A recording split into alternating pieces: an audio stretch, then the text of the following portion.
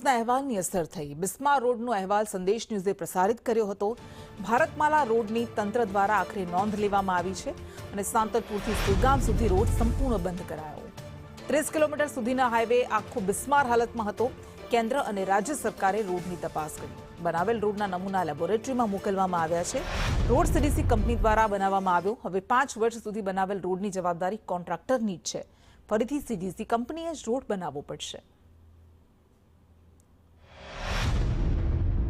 કેન્દ્ર સરકારના કરોડોથી અબજો રૂપિયાના ખર્ચે ભારતનો ડ્રીમ પ્રોજેક્ટ એવા ભારતમાલા હાઈવેનું નિર્માણ કરવામાં આવ્યું હતું, પરંતુ જે ભારતમાલા હાઈવે 4 થી 5 મહિનાના અંદર શરૂઆતના અંદર જ તેનું રૂપરેખા બતાવતું, મતલબ કે જે અંદર ભ્રષ્ટાચાર થયો હતો તે ભ્રષ્ટાચારની બૂ આવવા લાગી હતી ને જે ભ્રષ્ટાચારની બૂને લઈને સંદેશ ન્યૂઝ ચેનલ દ્વારા વારંવાર તેના અહેવાલ પ્રસારિત કરવામાં આવ્યા હતા। ત્યારબાદ જે અહેવાલ પ્રસારિત થયા હતા ત્યારબાદ કેન્દ્ર સરકાર તેમજ રાજ્ય સરકારની અલગ અલગ ટીમો બનાવવામાં આવી હતી અને પૃથ્થકરણ માટે જે નમૂના પણ લેવામાં આવ્યા હતા। અલગ અલગ લેબોરેટરીમાં નમૂના મૂકવામાં આવ્યા હતા અને જે રીતના આ 30 કિલોમીટર સુધીનો જે સાંતલપુરથી સુઈગામ તરફનો જે 30 કિલોમીટરનો સુધીનો જે બિસ્માર રોડ બનાવવામાં આવ્યો છે તે જે ભ્રષ્ટાચારથી ખદબદતો રોડ છે તે સીડીએસ કંપની દ્વારા બનાવવામાં આવ્યો હતો અને જે અત્યારે ફરીથી કેન્દ્ર સરકાર દ્વારા NHAI દ્વારા એક આદેશ આપી દેવામાં આવ્યો હતો અને જેના અંદર એક ઉલ્લેખ કરવામાં આવ્યો છે કે જે કંપની દ્વારા જે રોડ બનાવવામાં આવ્યો હોય છે તે કંપનીને 5 વર્ષ સુધી મેન્ટેનન્સ કરવામાં આપવાની તેની ફરજ હોય છે, જેના ભાગરૂપે હવે આવનારા 15 ફેબ્રુઆરી સુધી જે નવીનીકરણ થવાનું છે રોડનું